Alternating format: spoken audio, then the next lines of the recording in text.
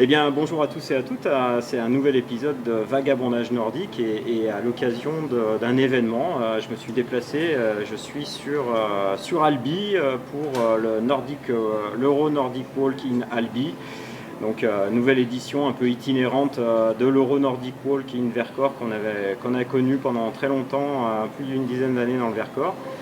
Et c'est l'occasion de rencontrer plein de gens et je devais me déplacer au mois de mai et ben, je ne suis pas allé sur le grand rassemblement de l'UFOLEP. Et du coup, je vais faire un peu le point avec des invités là cet après-midi.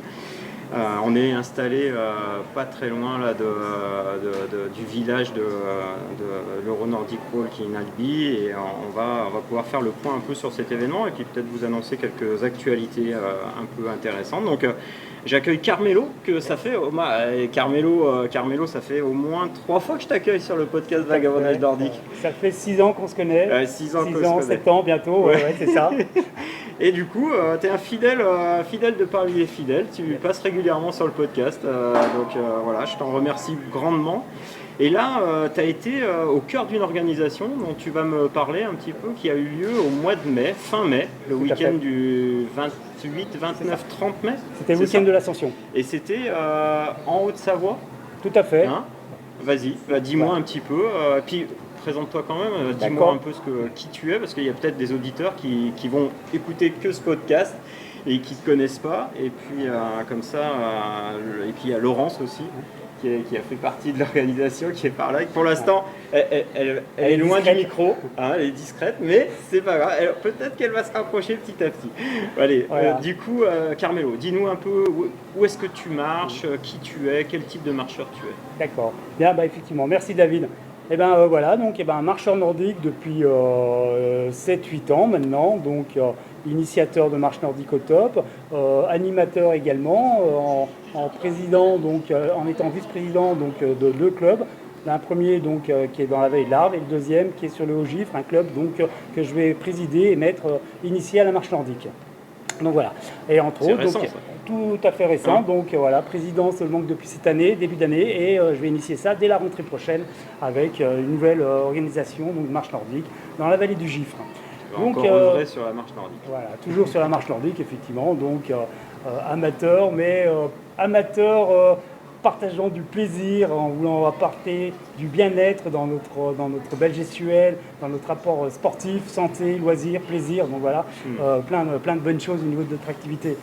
Donc, c'est ce que j'aime chez toi, c'est ton partage. Yes, voilà, donc partager du bien-être. Alors effectivement, donc pour revenir sur notre rencontre UFOLEP.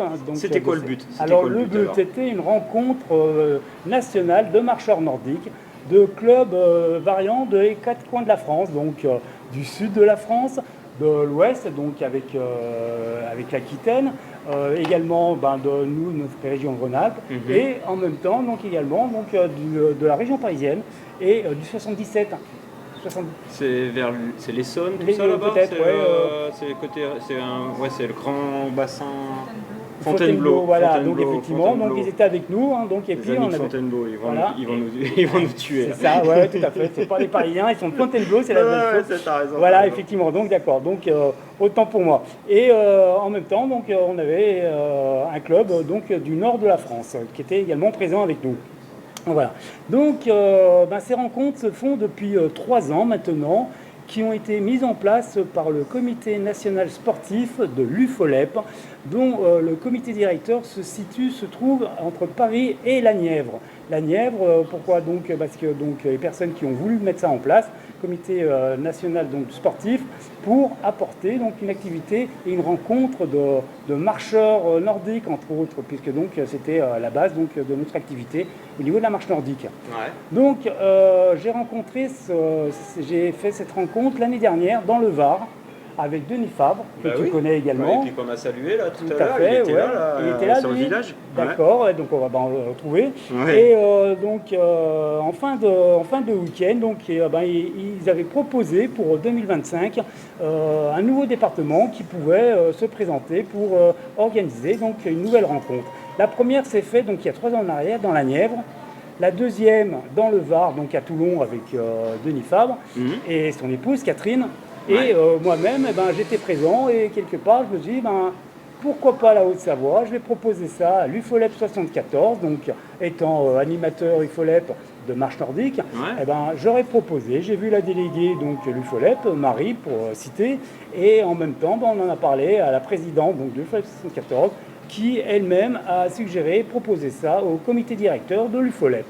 L'idée s'est présentée, elle s'est faite, on a commencé à présenter un premier projet, et il a fallu, parce que c'est tout officiel, un protocole Ouais, et bah tout, oui, hein. bah oui, ouais, Donc c'est clair. national. Ouais. Donc voilà, donc on a présenté donc, ce projet au CNS au mois de... Donc on a commencé au mois de juin l'année dernière.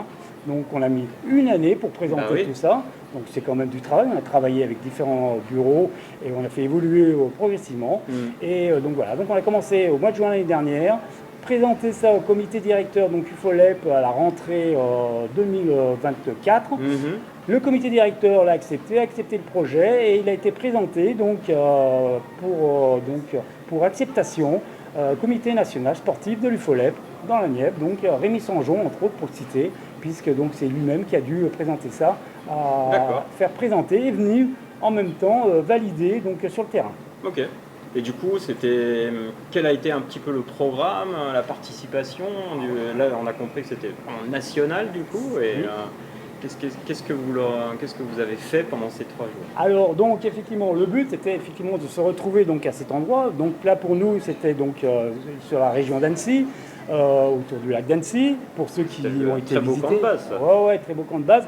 Nous on était donc un petit peu plus haut, donc à Saint-Jean-de-Six, donc on était logé dans un bâtiment où on était près de 150 personnes, donc on s'est déjà rejoint. Ouais. Dans un premier temps, c'était le jeudi 29. On a fait un apéro des régions, donc avec toutes les différentes régions qui ont amené chacun du sucré, du salé. On en avait parlé la dernière fois, Ouais. donc on connaît assez, avec quelques boissons plus ou moins délicieuses d'ailleurs, elles étaient bonnes. Voilà, hein, avec modération, on n'a pas trop exagéré non plus. C'est bien. Voilà, mais c'était la rencontre donc conviviale, donc autour d'une table avec saucisson, fromage, pâté et gâteaux, donc de chaque région différente. Et puis aussi pour retrouver ceux qu'on avait déjà vus l'année dernière, donc entre dans le Var, ceux qui s'étaient déjà vus l'année d'avant également de la Nièvre. Et voilà, donc on s'est retrouvés en petits groupes qui ont grandi et avec d'autres nouvelles personnes qui sont également venues.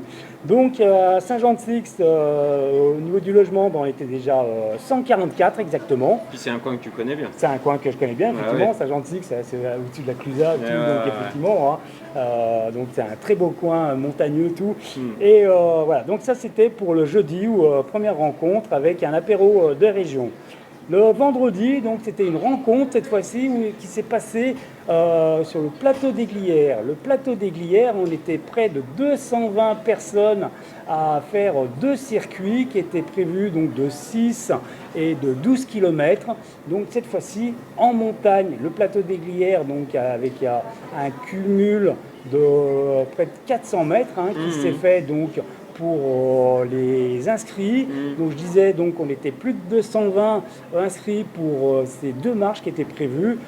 Sur le plateau, le 6 km était plutôt en direction donc, du monument qui se situe au centre du plateau des Glières.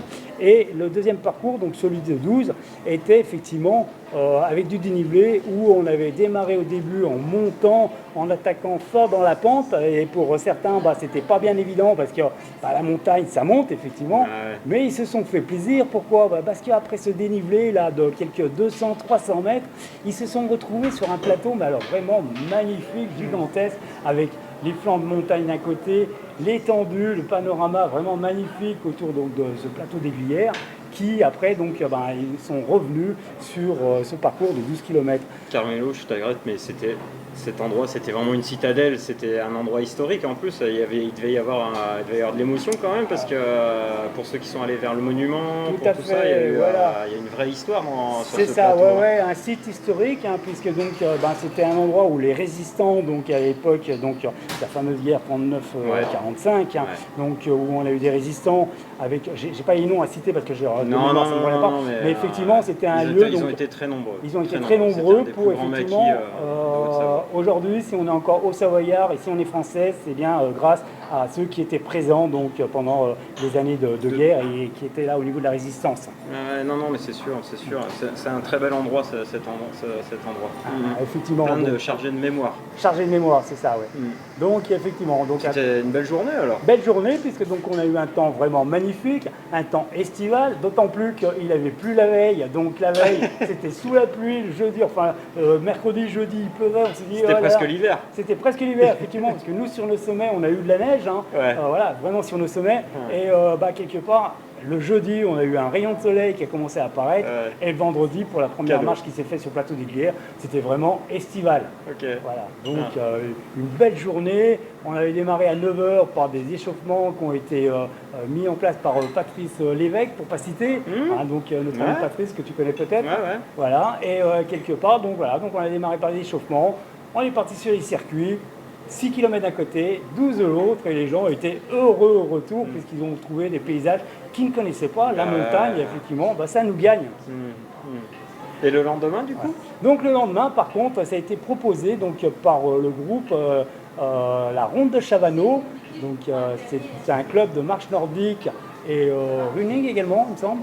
Voilà, mais bon, entre autres, vous êtes près de 200. Hein.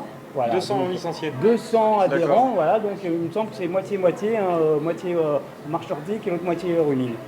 Tu peux situer un peu où c'est Chavanneau? Alors donc Chavanneau, c'est à proximité d'Annecy. Oui, c'est ça, c'est la banlieue d'Annecy. Banlieue d'Annecy, c'est vers côté Cruseille, c'est ça? Non, c'est côté, de l'autre côté, côté bout du lac, tout ça, d'où ça? Non, du tout. Non, alors de l'autre côté encore? Quand on va vers l'Albanais, Rumilly, etc. Ah oui, alors donc, ok, ça marche. Ok, d'accord, tout c'est l'entrelac, ce qu'ils appellent, l'entrelac.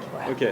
Donc alors pour cette deuxième journée, effectivement, donc elle était beaucoup plus appropriée par rapport à la Ronde de Chavanneau, qui eux-mêmes font déjà depuis plusieurs années, donc ils font la Chavaronne.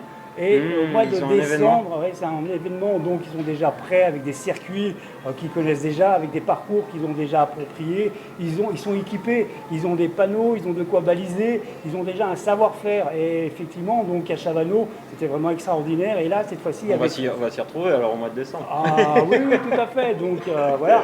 Donc on y est régulièrement. Donc chaque année, donc il y a 2 manifestations qui se fait là-bas à Chavanneau. La Ronde de Chavanneau, vous pouvez y aller. C'est vraiment, et puis il y a des beaux circuits. Donc voilà, donc ils nous ont apporté donc des circuits de 6, 9 et 12 km. Ah oui, 3 distances. Voilà, 3 distances. Et cette fois-ci, il y avait beaucoup moins de dénivelé, mais c'était tout aussi appréciable par la distance. Et c'était à la portée de chacun par rapport à leur circuit. Voilà. Donc, et du coup, après, vous avez, qu'est-ce que vous avez fait un petit bilan de ces 3 jours? Est-ce qu'il y a eu un échange? Alors l'échange, c'est encore pas fait rapidement parce que effectivement, c'était organisé par l'UFOLEP et puis après quelque part, c'est la fin de l'année, il faut se retrouver tous ensemble. Il est vrai que tout à l'heure, on le disait avec Laurence, on a mis une année à préparer donc cet événement, cette rencontre. Qui, quelque part, on a travaillé presque tous les mois avec des réunions de bureau, où au début on était un petit peu plus, et puis après au fur et à mesure, ça s'est étoffé en suivant une ligne de conduite. Et le dernier jour, on s'est dit, ça y est, c'est fait, on l'a fait, mais on l'a fait dans une super convivialité, avec la connaissance de plein d'autres personnes, ou d'autres qu'on a retrouvées, effectivement, et des nouvelles personnes. Et on s'est présenté en se disant, on l'a fait. Ça s'est fait dans la bonne humeur, avec du beau temps, avec des beaux circuits, avec une belle participation, donc voilà, avec une convivialité vraiment au summum. Mais je pense que c'est important, je ne sais pas ce que tu en penses là-dessus, c'est que pour la communauté, il y a des moments de rassemblement, comme là, ici à Albi, mais comme vous sur ce rassemblement. Est-ce que cette idée va perdurer?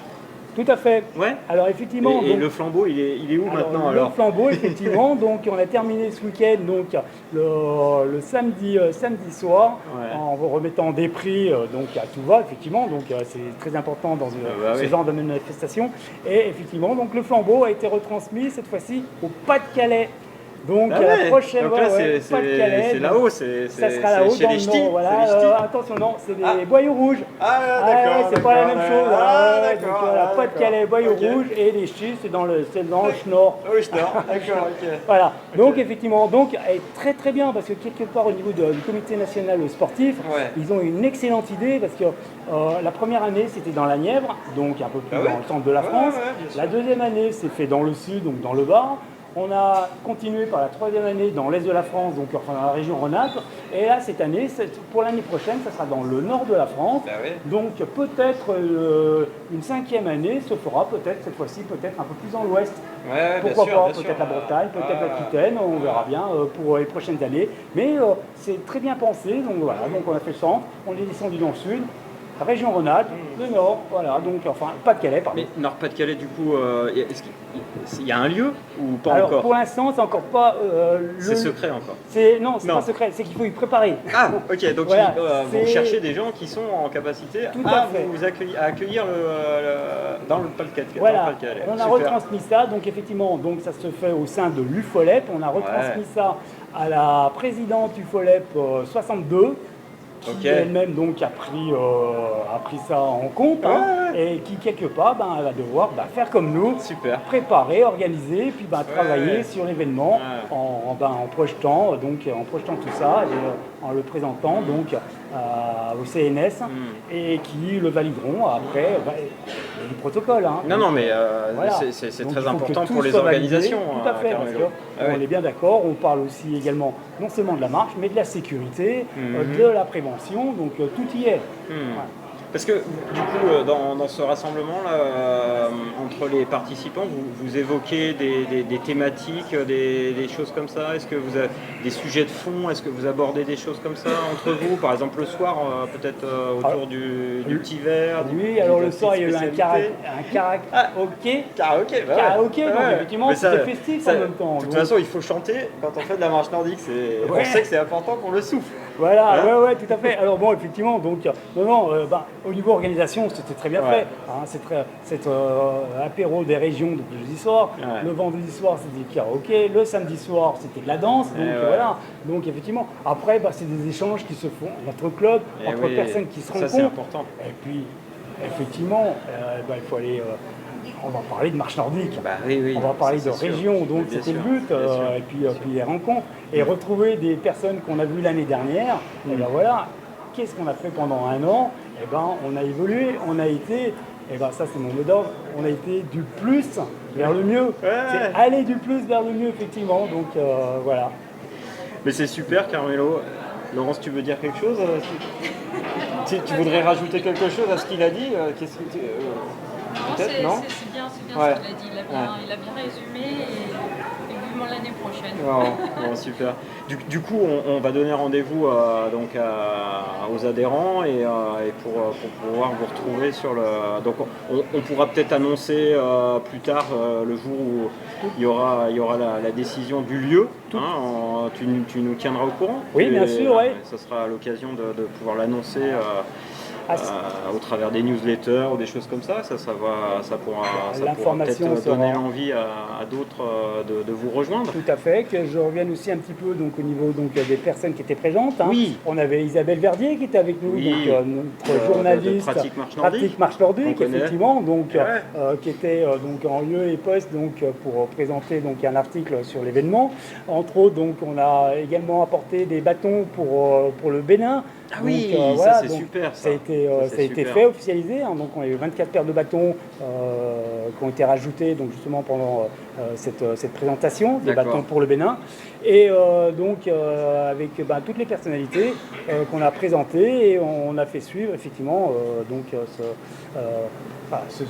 cette manifestation qui va se faire. Alors normalement c'est l'UFOLEP qui organise, le comité national sportif de l'UFOLEP, mais tout le monde est invité, tous les marcheurs nordiques, donc Oui, donc c'est ouvert à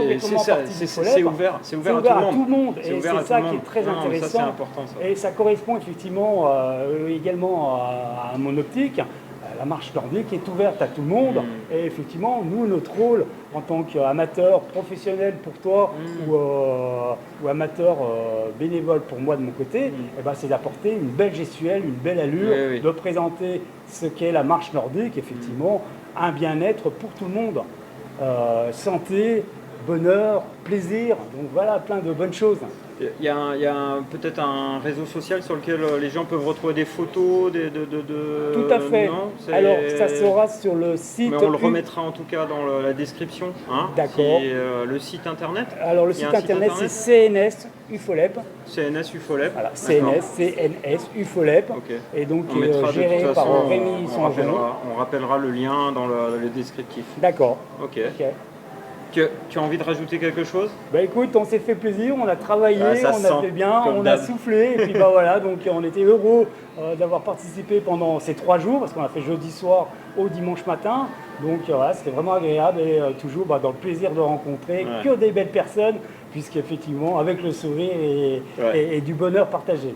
C'est tout à fait ça. Bah écoute, sur ce mot de conclusion, merci Laurence. Ah, Laurence, ça peut parler, c'est super.